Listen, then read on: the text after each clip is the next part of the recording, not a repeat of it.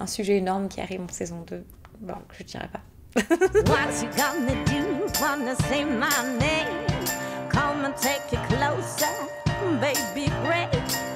I think about you, I think about me. Ce qui se passe dans la saison 2, c'est que la vie privée de chaque personnage va prendre beaucoup le pas sur les intrigues juridiques du cabinet. Astrid, c'est sa vie privée avec son amant, Maître Rotivel. Audrey, avec cette double vie, va aussi exploser.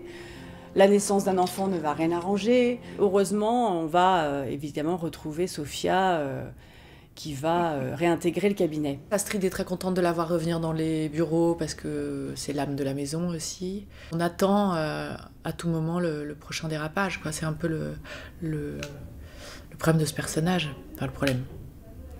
Avec elle, on ne sait jamais très bien à quel moment ça va vriller. Je ne pourrai pas obtenir votre réintégration anticipée au barreau si vous risquez la prison pour vol. Choisissez vos priorités. N'essayez pas de me comprendre. Contentez-vous de me défendre.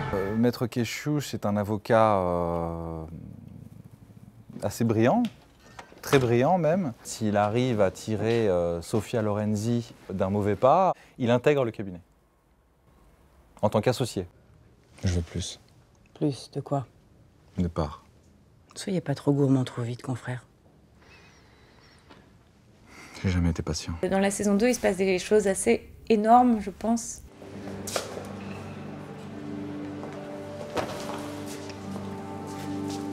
Regarde-moi. Je vais avoir un 3e enfant. Tu cherches quoi au juste?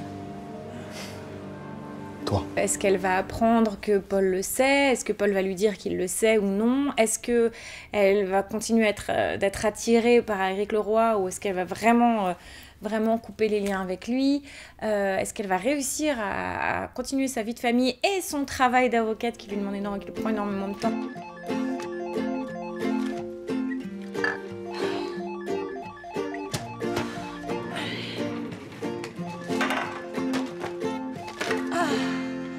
Allô? Commissariat du 5e pour toi. Une urgence. Roxane, c'est l'assistante juridique du cabinet, pour la version officielle.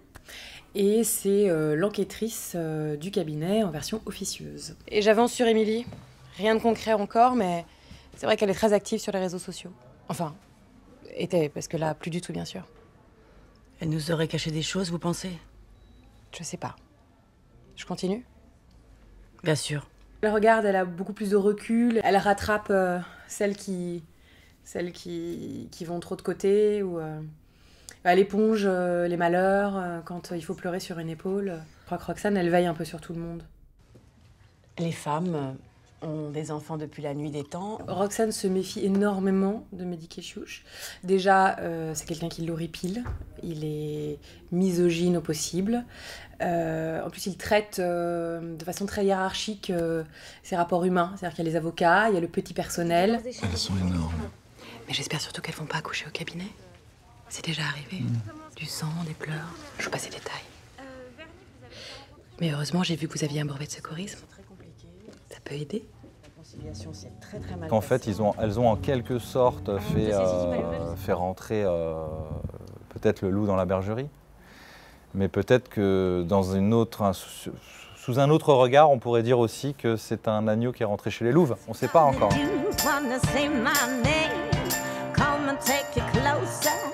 Baby great, I think about you, I think about me, baby you're gonna think